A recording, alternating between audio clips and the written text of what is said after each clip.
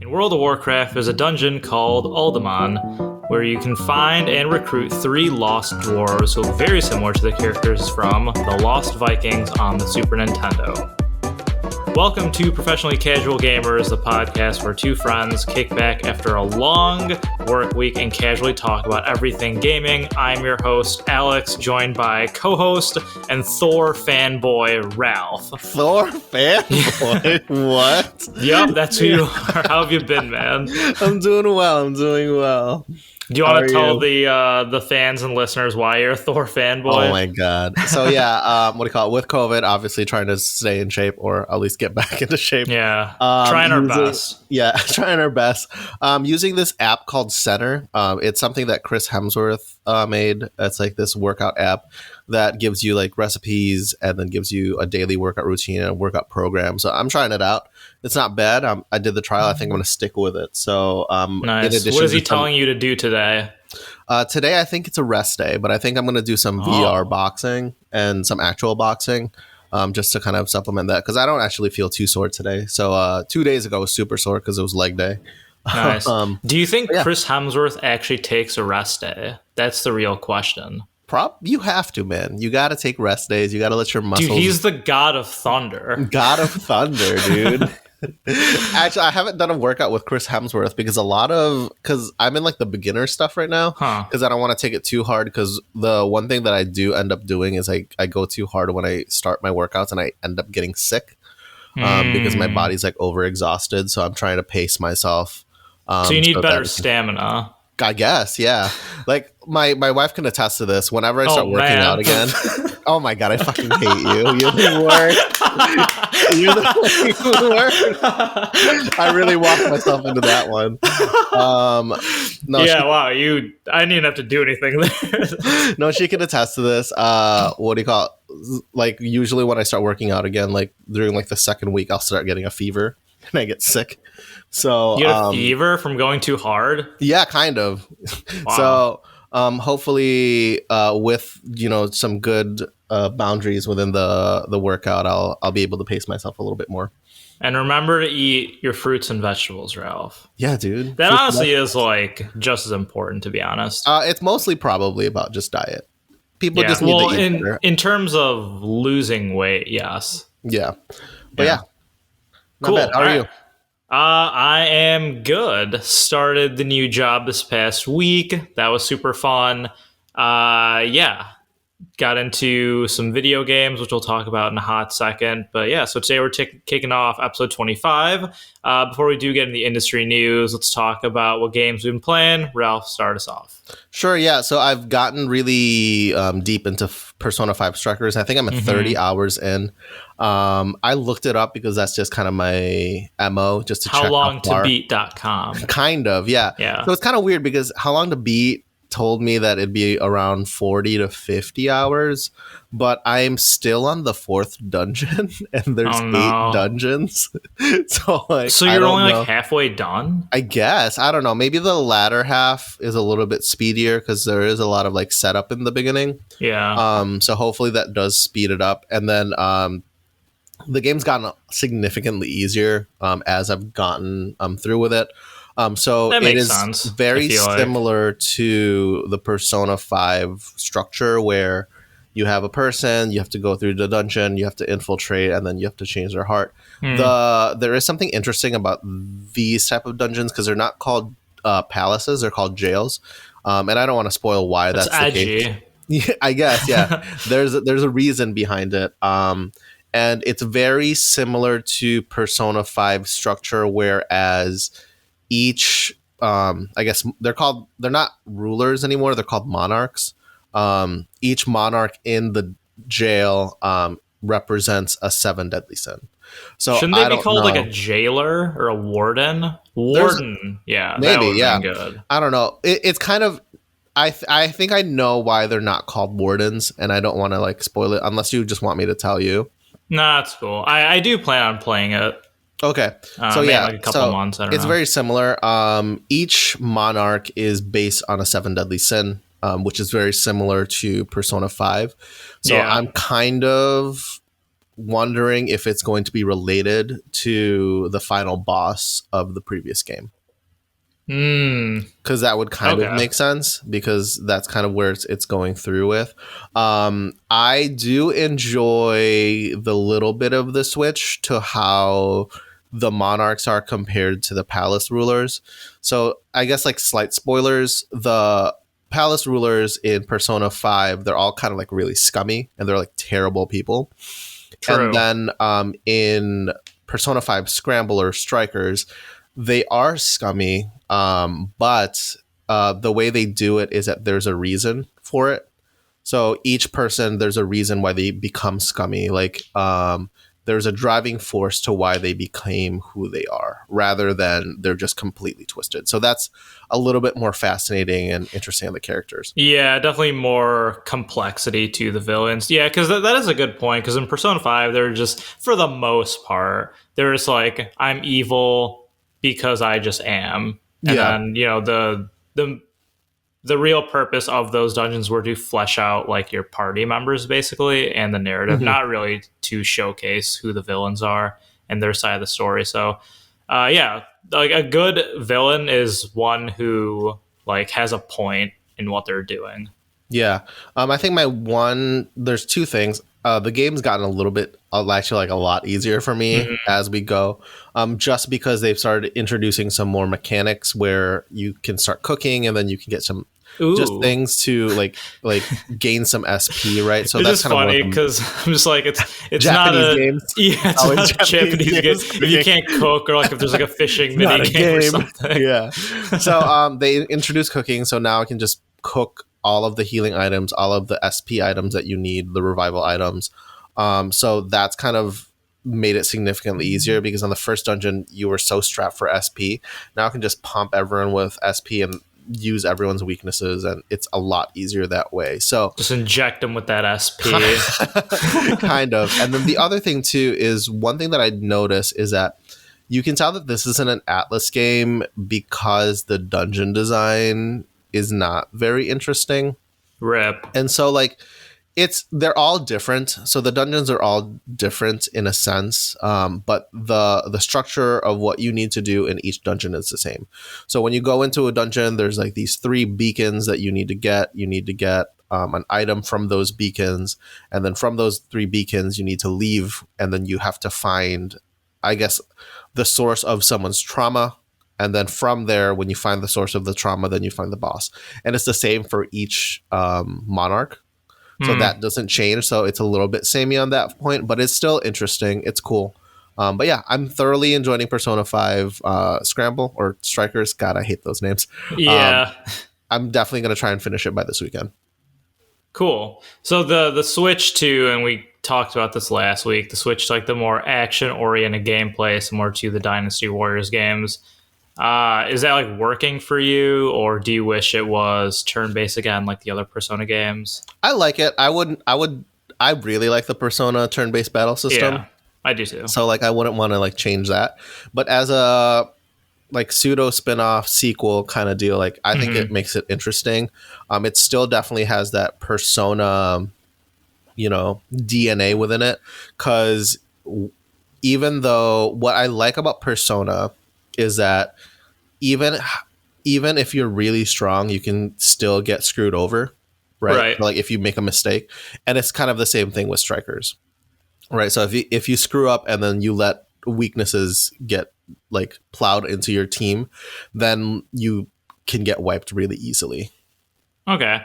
And then one thing I want to ask you as like a potential person who's going to buy this game later, the Dynasty Warriors definitely have this thing going for it, this name where like, oh, use button mash and you win, right? Do you see that in Striker as well? Or are there like parries, or do you have to like do well-timed dodges, or is it basically like kind of more mindless gameplay? I don't think it's mindless. I think it's easy at this point. So you definitely need to take into consideration the enemy's weaknesses. I think for the trash mobs, like the normal like enemies that you see on screen, really easy to take care of. But once you get to those like boss characters, so like what they'll end up doing is let's say you have Pixie, right, which is like a normal like early game Persona, level 2 Persona or something. So they'll make that into a boss character, which makes they're like bigger than the normal pixies around you, and then they'll have shields and they'll have a significantly larger health bar. And so you need to be cognizant of their moves because they'll probably have like a larger area of effect attack. So like a mini boss. Kind of, yeah. And then the bosses themselves are very difficult if you're not paying attention. But like I said, it was kind of only difficult when you couldn't use your abilities. But now that you have so much SP, like, because literally performance enhancing drugs. Right. Pumping them with SP. I can just use it all the time. With like the thing too, what makes the game easier is that you can leave a dungeon and come back anytime you want. So like when you leave a dungeon, you can buy items and you can cook and then come back. And then when you come back, all of your health is back anyway. The enemies respawn, but like it's not really a big deal because you have checkpoints. And so like you can essentially farm like food and like items for a long time. So you just go to the checkpoint, go out, come back in, and then resume. Because it respawns. Okay. So it's not bad. It's really easy for now. Hopefully, I think I might try it on Nightmare. I'm kind of regretting that I didn't play this on PlayStation because I want the trophies. Right? That's what I'm telling you. The trophies, dude. Yeah, but like it's a blessing and a curse. You saw it a little bit, right? It just looks better on the PC because it's optimized for the PC right now. So I did encounter just PC life, and before we move on, like I did encounter a PC bug, and I was so mad about it. Isn't that weird? Right. So after a certain point in the game, the load times was probably like 2 minutes each round. So like 2 minutes of load time. Yeah. So I'm like, that doesn't make sense. This game's on my SSD. So I looked it up. And then apparently it's like a annoying bug that you have on the PC. I fixed it finally, and once I fixed it, it was a second. It would load in a second. Yeah, so I was very confused. But yeah, just like I actually had a weird dream. Okay, tell me about your dream. What? Tell me about this dream. I don't know. I had a weird dream that I was gonna become a PC gamer. You are gonna be a PC gamer. Where like I don't know. It was you and me, obviously, because it was PC gaming. You're gonna be involved. And then I was like, wow, this like super rare AMD like graphics card is finally on sale at like, I don't even know where we're like Best Buy maybe. And I'm like, crap, I should buy this because they're like never available or like in stock. Oh man. And then like you called me and then I woke up. I'm worming my way in there, you know what I mean? You're in my freaking unconscious mind. You technically are a PC gamer. You play so much League that like I don't know. That's like kind of a PC gamer, I guess. That's like the only game I play though. But we'll get you there. Don't worry. Yeah. All right. Maybe. So what games are you playing?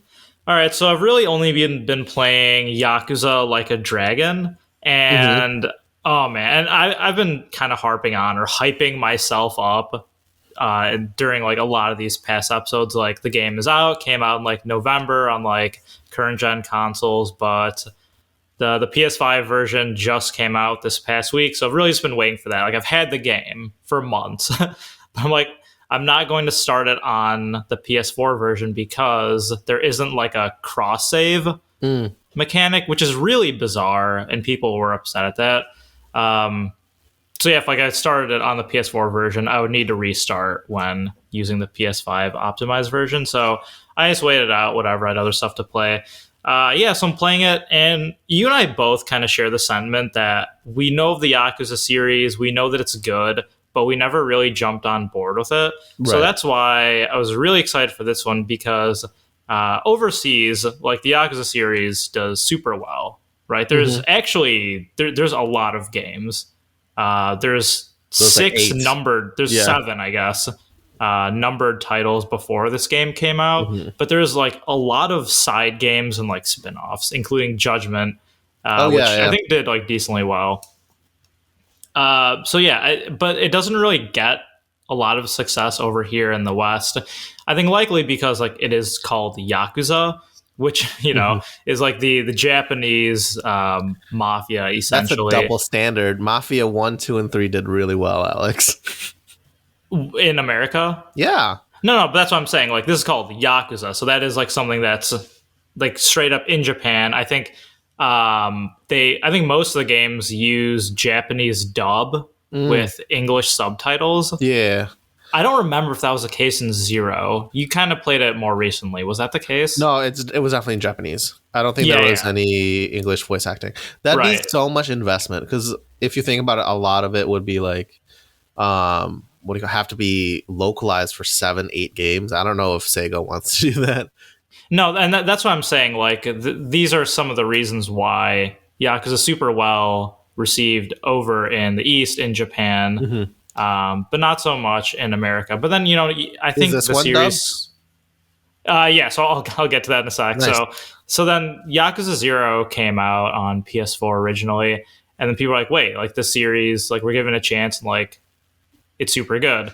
So I think that's when it really started to pick up steam and popularity over here. But yeah, there's a lot of these games. And the cool thing about this one, Yakuza Like a Dragon, is it was exactly marketed that way in the West. Yakuza Like a Dragon, even though in Japan it was probably called Yakuza 7. And it is kind of like a soft reboot of the series. If you didn't play any of the prior Yakuza games, it's fine, because it's a brand new, fresh storyline with new characters. So it's a great jumping on point, right? Right. So doing this, and it does have a dub.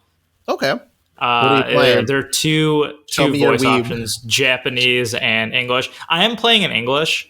Dude. Because I was curious to see what popular voice actors. I'm taking your weeb card. No weeb for Alex. So there was this one part where I think all the main characters are voiced like pretty well. Like the voice actors and actresses did a good job. But oh my god, some of the side characters, it's so bad. Really? And this is just the English dub. I haven't heard it in Japanese, but like, there's especially this one scene, and this is in like the first 1 or 2 hours of the game, where there's two girls that are like in this bar with you, and it's literally like they found 2 voice actors off the street. They're like, hey, we just need like 2 people, just like come in here and do it. Do like 4 lines for us. It's so bad. I actually paused the game and like looked around and did like is anyone else hearing this? Is this real life right now? Was it like obviously no one else was there, or was it just like bad? Like, was it it was absolutely terrible. Oh no. Yeah. And I feel like you're gonna play this eventually, so you will know exactly what I'm talking about when you play this game. Well, it was one of those things, because I played 0, right? And my main concern was I played a lot, and then at one point I'm just like, there's a lot of garbage here. Not garbage, but like just a lot of fluff, padding. And hopefully that's not the case for Yakuza Like a Dragon, but I don't think that's the case. Let me tell you. Okay, so I started playing this game on Wednesday. I want to say I'm like 5-6 hours in, which it's like a 40-hour game. So that's like it's a chunk, but nothing to like write home about. And most of my time in the game has been story content and cutscenes, like for sure. So I feel like I basically watched like Avengers Endgame in the duration that I was playing this game. But that being said, like the story is awesome. And, I'm actually glad I brought up Avengers, because there's some similarities with why I love Avengers and what I see work really well with the Yakuza games. So I played like a good amount of 0, and then I'm obviously playing this. And it does such a great job of being like goofy, wacky, and over the top with some of its stuff, while also, I don't know how they do it, but like some of the story beats and some of the narrative plots are just, they hit home so well. They're the right amount of dramatic, and they're very emotional. Yeah. Right. And I feel that's the same way with the Marvel's Avengers movies, where, like they have the silly banter, sure, whatever, but like you're still deeply invested in the story and the emotional outcomes that can, result from the actions. So yeah, I don't know. Yakuza, it's crazy. It's going to be a long journey. Like there was this mini game where I'm like homeless right now because his life is like literally at its lowest point, and you're trying to get money, and you're on like this bicycle with like a cart attached to the back, and you have to collect cans. Okay. And then there's like, it's kind of like Pac-Man, right? You're getting the yellow things. You sound like you're having a fever dream. It kind of is, right? Yakuza is just a giant freaking fever dream that you don't want to wake up from. And then there's other homeless people who are trying to get the cans, and they're trying to ram into you and take what you've got. So then you need to collect my cans, bro. Yeah. So then you need, along when you're getting these cans or these empty bottles, you need to get the milk cans. It gives you a boost. Points. It gives you a boost, and then you can ram into the other homeless people and take their bottles. It's so, like I said, it's so over the top and crazy. But then, like, you turn in the quest, and then you get back to the main story. And then there's this part about, like, you know, like, homeless people, like, why they are in this condition of being homeless, like, the preconceived notions that the rest of us have about, like, homeless people, like, oh, why don't you just, like, get a job at McDonald's? And it's like, there's, like, you don't know everyone's story. Mm-hmm. And it really, and I'm just like, damn, I was just doing this pseudo Pac-Man game, ramming into homeless people, collecting milk bottles, and now we're in like a serious, like, touching moment that's like very much grounded in reality. You feel bad that you stole their cans. Hey man, it's a tough world. I was trying to get money too.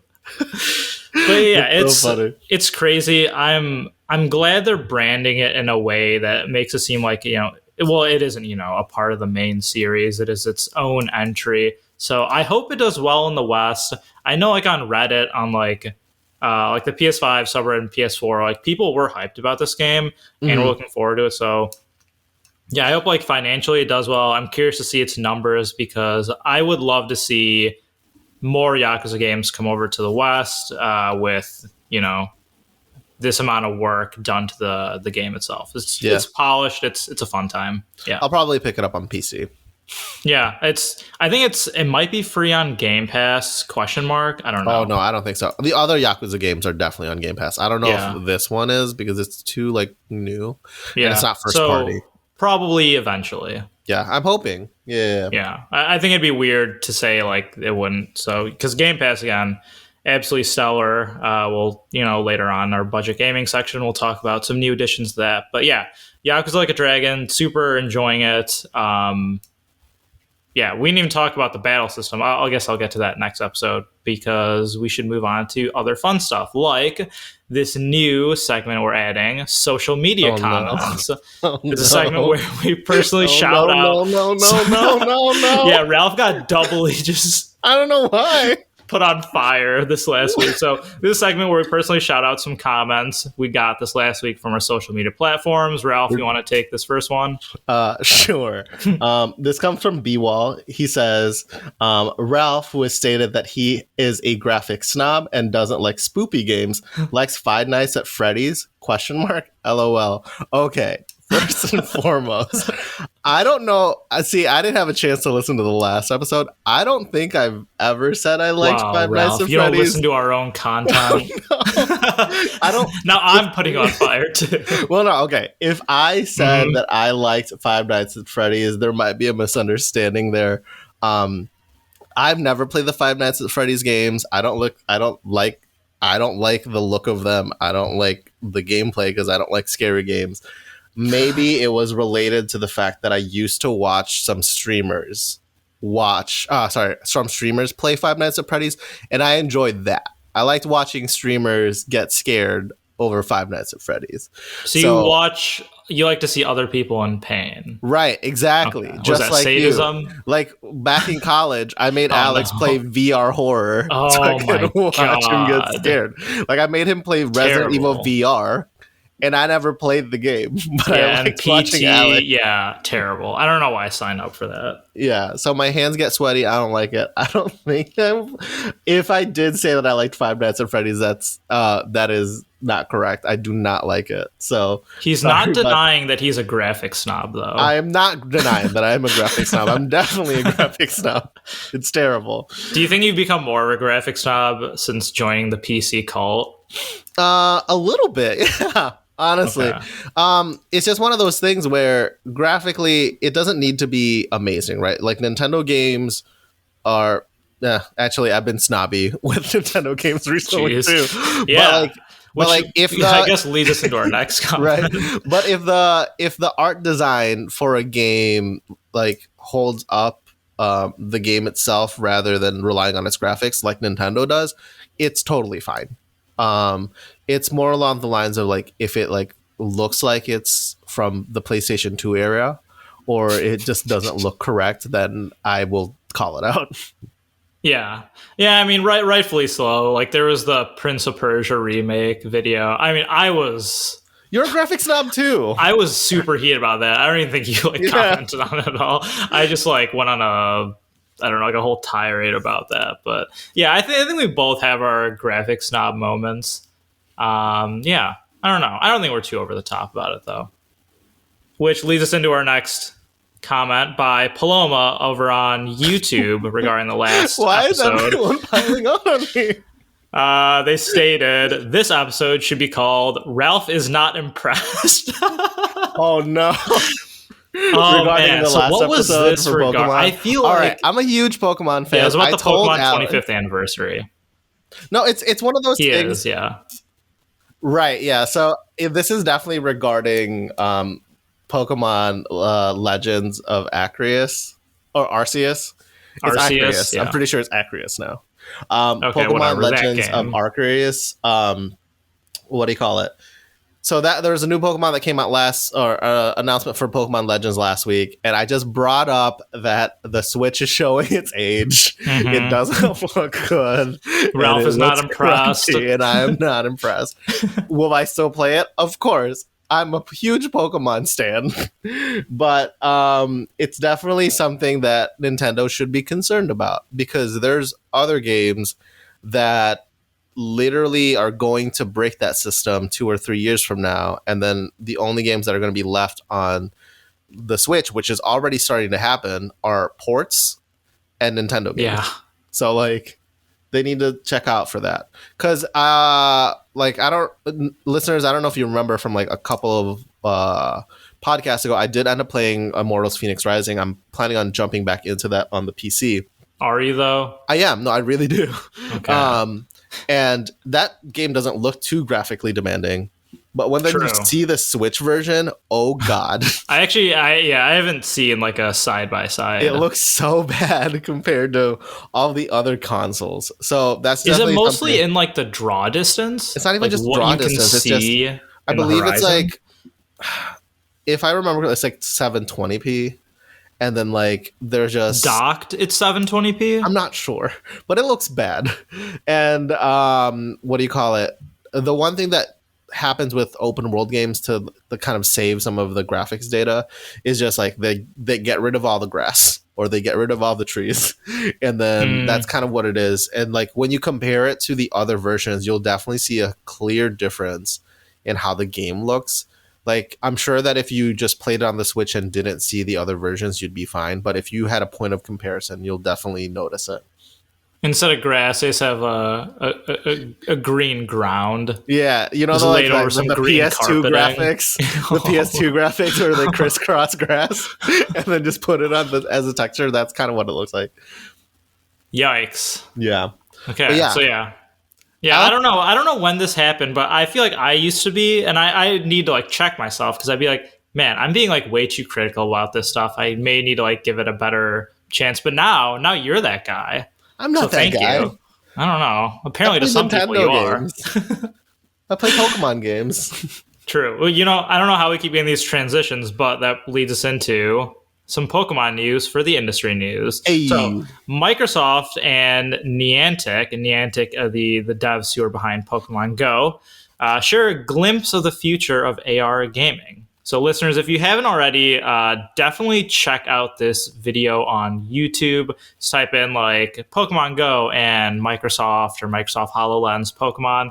You'll be able to quickly find this. Super cool.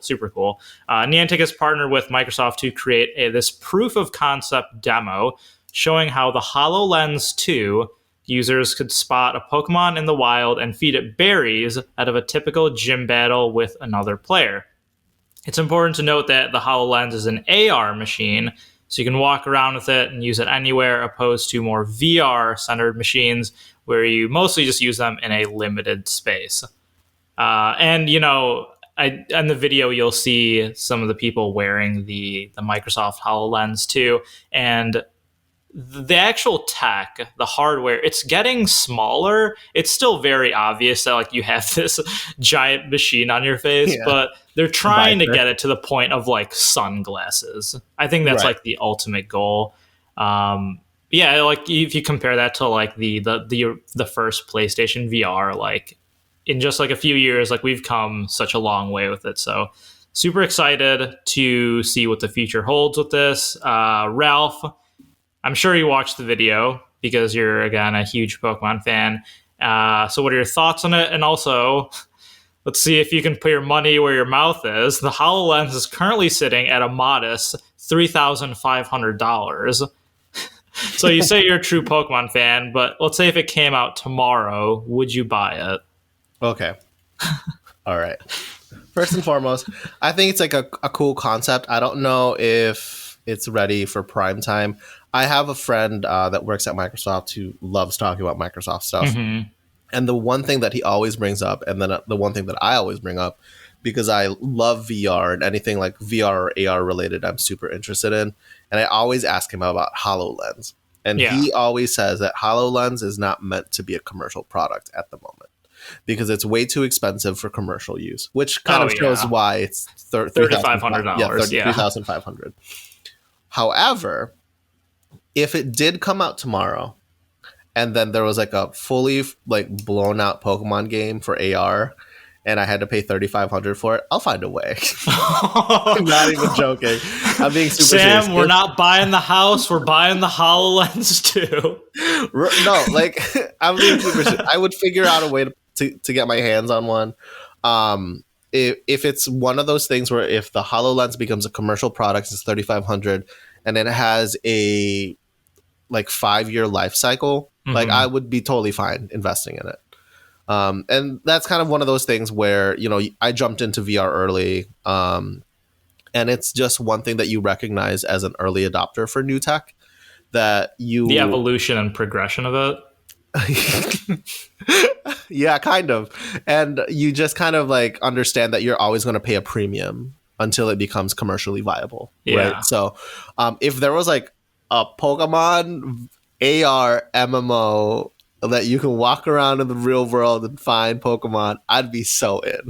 That'd be so cool. Yeah. So like when I was watching this video, and you know, obviously they did say they made sure to drive this home. This is a proof of concept demo. Like this is just, you know, super alpha stages of this. Yeah. But I feel like this was like when I was a kid just getting into Pokemon, like this is what I imagine like being in a Pokemon world is, because everyone, you know, had that dream as kids, like, oh man, I would love to be a Pokemon trainer, you know, in the actual Pokemon world, when in reality it'd probably be terrible. What would you feed your kids, Alex? Magikarps? Yeah, exactly, right? Just sleeping outside, and then all of a sudden there's like this Arcanine who's like watching you as his next meal or something. I don't even know. So but for a kid, you know, with a very vivid and wild imagination, it's awesome. And I think this, like, you know, it's the closest thing to that. Pokemon Go was, you know, it was a step into what we all wanted to be when we were kids. And this is just like one step further. I think especially like if you're doing like a battle with someone who also has the HoloLens too, like that's super cool. But yeah, seeing this, hearing that the HoloLens 2 is not for, you know, commercial use. It's purely for like industrial use. Not surprising at all, because the tech is still very new. I mean, honestly, Microsoft, they're like pioneers of it, in the AR space at least. Right. So it's really, the pace is being set by them essentially. So yeah, it's really interesting because obviously, I still love Pokemon Go. I play Pokemon Go with a bunch of my coworkers. Today's community day, apparently. I know, you're making Ralph me miss needs it. To do that. You're making me miss it. You can do it after this. It's fine. So when the Pokemon Go trailers came out first, like there are trailers of like trainers fighting each other, and you can see the Pokemon like next to climbing like on a mountains fountain. and stuff. Yeah, like if that becomes a reality in the future, I'd be so in. I'd be 100% in. Yeah. I'm gonna become a Pokemon YouTuber and just walk around. Show my adventures, man. It'll be a great time. Yeah, that'd be cool. Like the HoloLens, let's call like the HoloLens 6, when they're literally just like Oakleys you put on. Oh, that'd be great. And then, yeah, you're walking around. Like I want to live in that reality. And it doesn't seem like it's honestly that far away.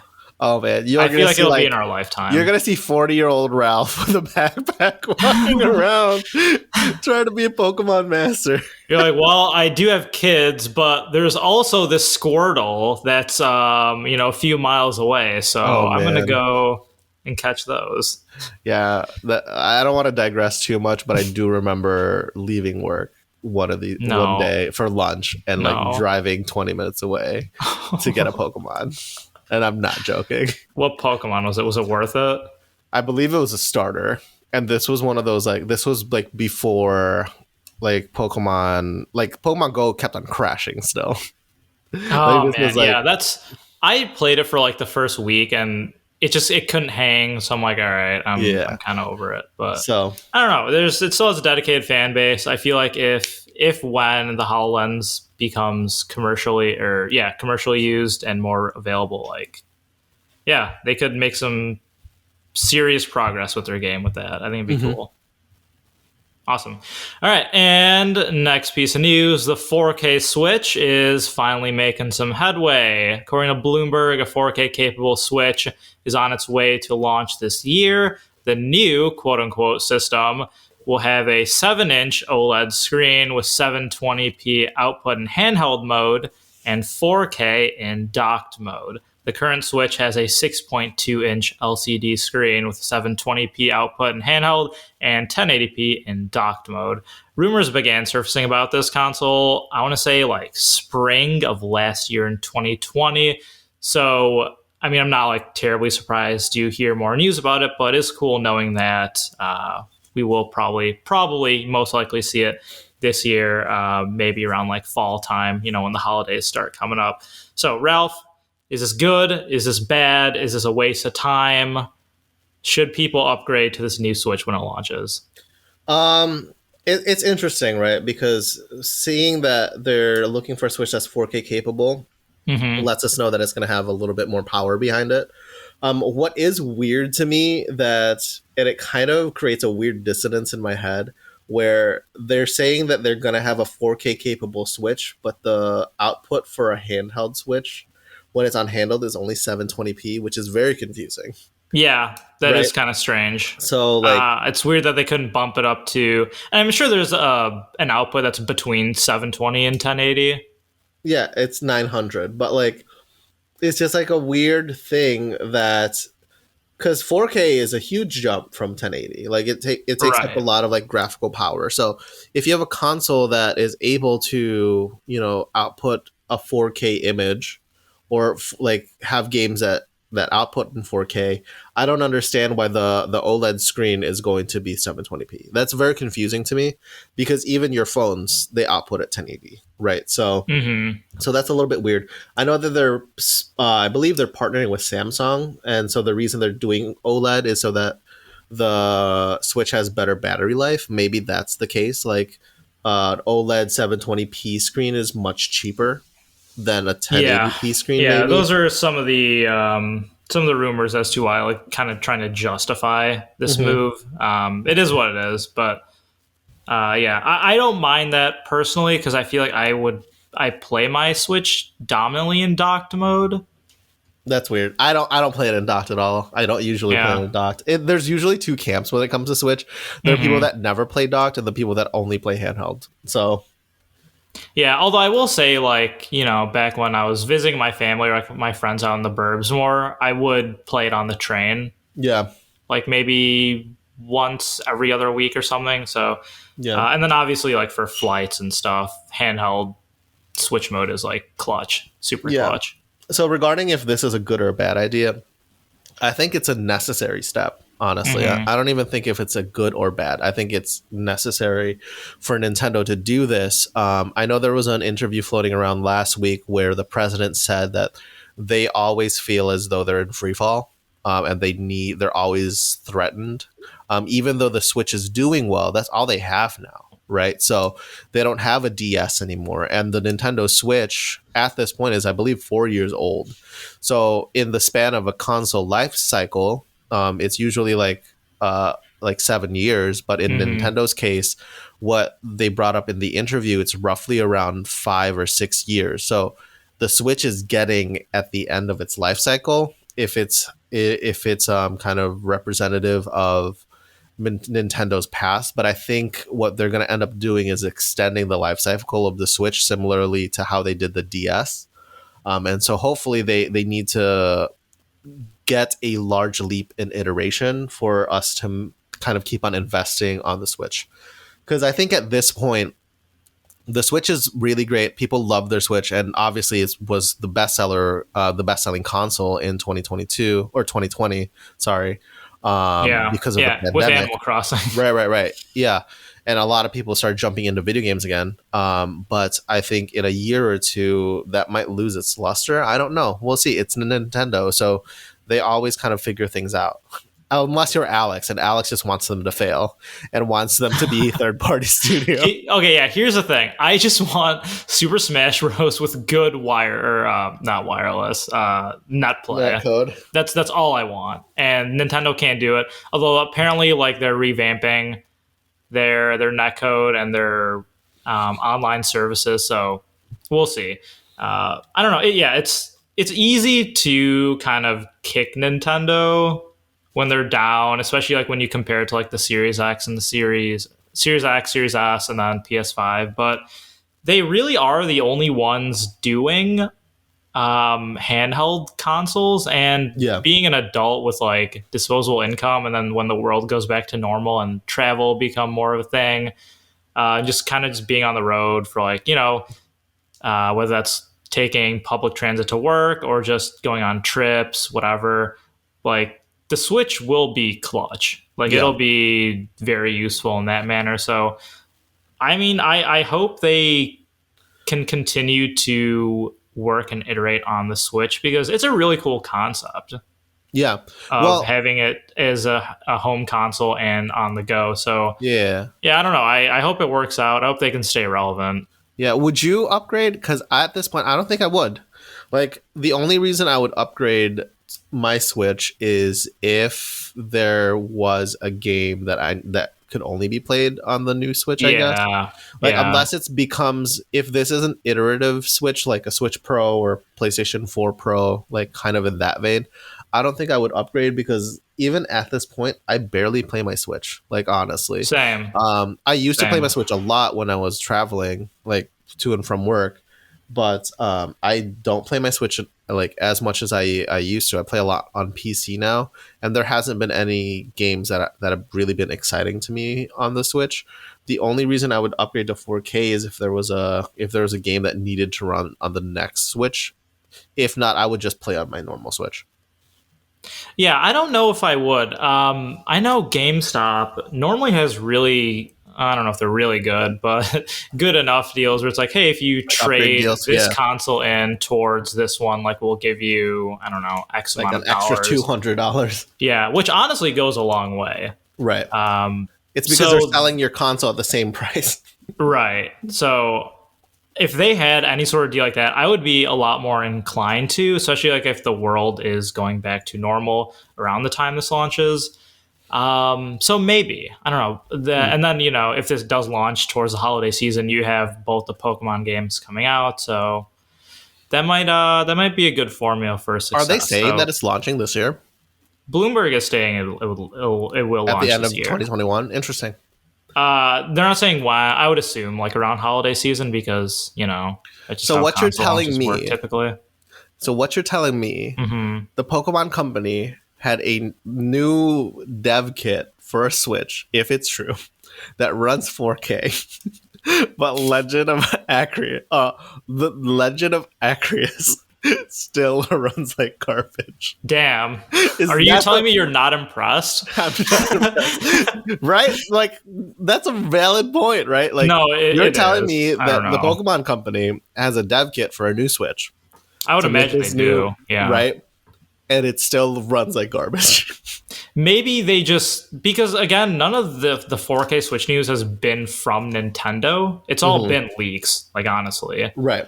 So it's probably deliberate that they didn't show off like the better visuals.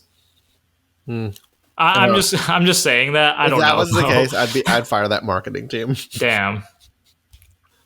All right. Moving on to our last piece of industry topics. Fortnite creator Epic Games is acquiring video game studio Mediatonic.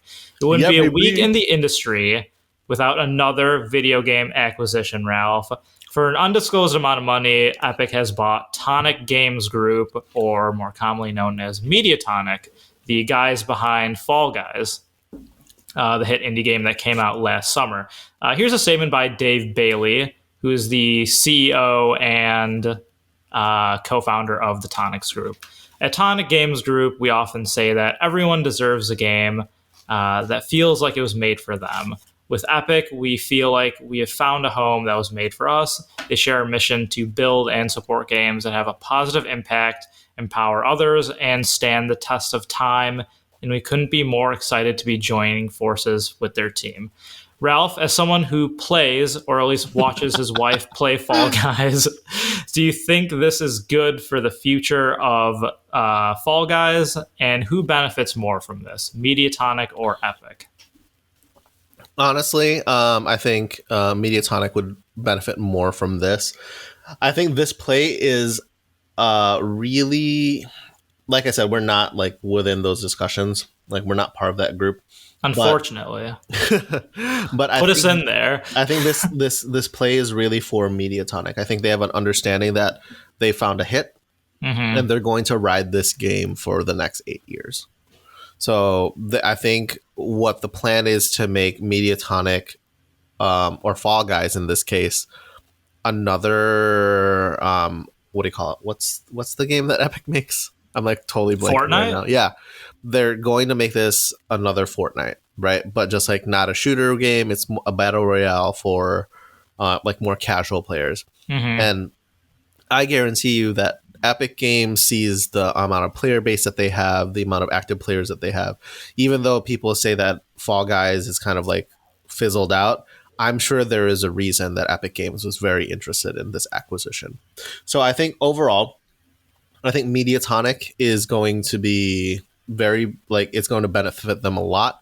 I think they're going to get a lot of support from having a big publisher like Epic. And so, like, I think this way they'll be able to create more content in a more rapid fire pace. So because they have the support of that larger studio, they'll be able to develop content for Fall Guys and keep it more relevant in the years to come. Because right now, the season 3 update for Fall Guys it's been a long time since the last season. And so, like, it hasn't even refreshed to a season 4 yet, and we're waiting for, or Sam is waiting for it, my wife. But she is very excited for it. And I think as long as they can create more content that's, for Fall Guys, it's very beneficial for Mediatonic in the long run to keep this game going. Yeah, I agree with that a lot. And when I saw this, I'm like, man, I wish they acquired them like before they launched Fall Guys, because everyone was so excited to play this game. And it originally launched on PC and PS4 last summer, but it suffered devastating the amount of suffering that it had in the beginning due to terrible server connectivity. And then also on PC, so many people would just hack and cheat in the game. Right. Where like they would just like float up and like fly to the end. Yeah. And so you have to imagine, like, if Epic was a part of this game from the beginning, that wouldn't have happened, and the game would have it would have been like the next Fortnite. So that being said, the game still has like a steady player base. I think that will go up when it launches on the Switch and Xbox in the summer. Oh, it definitely will. It definitely will. Especially on Switch, I feel like. There's a bunch of people that are super bummed that they can't play Fall Guys. Like, that's like a legitimate thing. Like, I've had friends that said, oh, man, like, my wife would totally play this. Like, this is the type of game that she would totally play. Or, like, my little brother would totally play this. So, like, once the floodgates open for Fall Guys, I think there's going to be a very, like, large player base that comes in. And then on Epic's side, I'm sure there's a lot of monetization opportunities for Fall Guys. Oh man, just rubbing their hands together. No, like honestly, like there's going to be some monetization things that they can definitely do with Fall Guys. I think I'm going to make a prediction right now. I think Fall Guys is going to go free to play next year. On the Epic Game Store? No, just in general. I think Fall Guys will become free to play in 2022 to really open up that player base, and then they're going to monetize it. Like the way Epic does with their other games. Yeah, I could totally see that. And it kind of just honestly, sense. It kind of seems like it already has like trends that make it the Fortnite platformer because of all the collaborations that it has with the in-game costumes with other brands and franchises. So it's super cool to see these two come together. And I really hope, because man, season 3 was awesome. We talked about it. Season 2 was terrible. Nothing to write home about. It wasn't really anything notable. So if they can come up with more content that keeps the players happy, this game has everything going for it. It could be really great. And then the other thing too, just on the Epic side, I think they're going to be able to merchandise Fall Guys really well.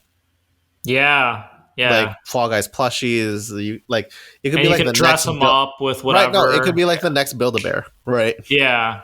So I'm pretty sure Fall Guys is about to blow up, like as a brand, in the next couple of months.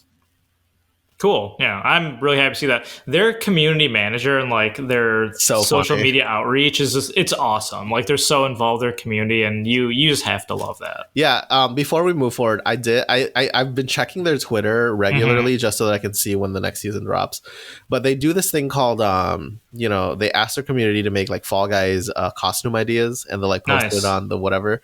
But someone made a Mike Wazowski one. Oh, and it's just like Mike Wazowski's body. It's not even like a Fall Guys body. It's just Mike Wazowski's body. And instead of the one eye, it's the two Fall Guys jelly, like the two Fall Guys eye dots. Oh no! And then the Twitter or the social media manager was just like, well, this is made from nightmares. Nightmare fuel. Yeah, so that's awesome. I love that team. It's super cool. I'm really happy for them. I'm sure they're going to do really well in the future. Yeah, and although we didn't talk about it, Pyra and Mythra did come out in Super Smash Bros. This past week, and there was a video that Sakurai did, like a little mini direct for the characters. I did watch a little bit of that. I haven't played the characters, so if anyone wants to message us on socials about how they are, I've been hearing they're at least high tier. So I'm dang, I don't know. I might hop into Smash tonight or tomorrow just to check them out. What do you call it? It's also funny because the moment they got announced on Switch as what do you call it? Second or new characters or new whatever. Like the Xenoblade Chronicles 2, didn't it sell out in Japan? Oh, really? Yeah, let me find it. Yeah. I can see that, yeah. Xenoblade Chronicles 2 sells out in Japan following Pyra and Mythra's Smash announcement. That's hilarious. Oh, wow. It just went over 2 million sales. 2 million. That's crazy. Jeez. Yeah, dude. Super Smash Bros. Power. Yeah. It is, yeah. I'm happy for that. Just give me good online play, please. Anyways, moving into budget gaming, Xbox, what's been added to Game Pass, Final Fantasy 12, the Zodiac Age. Honestly, I feel like it's been there already, but they're showing this as a recently added. Yeah, it has been. Okay, but you know what? I'm happy to mention it again because this is one of my favorite Final Fantasy games. Please play it. Alex loves his bunnies, you know what I mean? Bunny girl senpai. He plays that game and he's fighting with her. She's like, "Oh, bunny girl senpai." What are you talking about? All right. Okay. God damn it. And Super Hot, the sequel, which I don't think was received as well as the original, but Super Hot Mind Control Delete. I like the name. PlayStation Essential Picks. Shut up, Ralph. Call of Duty Cold War, $44.99. Not the PS5 version, unfortunately. PS4 version, but still. Final Fantasy IX, which is another one of my favorite Final Fantasy games, with no bunnies. Where's $10. Love for 8? Give me love for 8. Final Fantasy 8, man. It might be on there, actually. I don't know. I'm a huge fan of 9, though. 9's a good time. Yeah, he likes the cat people too, so. Get out of here. Oh, my God. All right. Nintendo, they have more Jackbox games on Jackbox games on sale. Jackbox Party Pack 4 is $12.49. Steam Hades is again on sale for $19.99. Again, won a buttload of awards for 2020, and it was Ralph's Game of the Year. I enjoyed it, and yeah, that's where I'll leave it at. Epic Game Store War Game Red Dragon is free, and yeah. That is all we have. So thank you for sticking around for our 25th episode of Professionally Casual Gamers. We had a lot of fun hanging out with each other, and we hope you did too. If you have any discussion topics or questions, send it over on professionallycasualgamers@gmail.com or on our Instagram/Twitter @professionallycasualgamers, and we will give you a shout out on the next episode because honestly, that was a really fun segment, and I want to keep doing it. Yeah. Tell us how much you like Alex's bunny gross up. Shut up. It's not a thing. Listeners, it's not a thing. I don't know what's happening. We're going to end the episode. See you next week and keep it casual.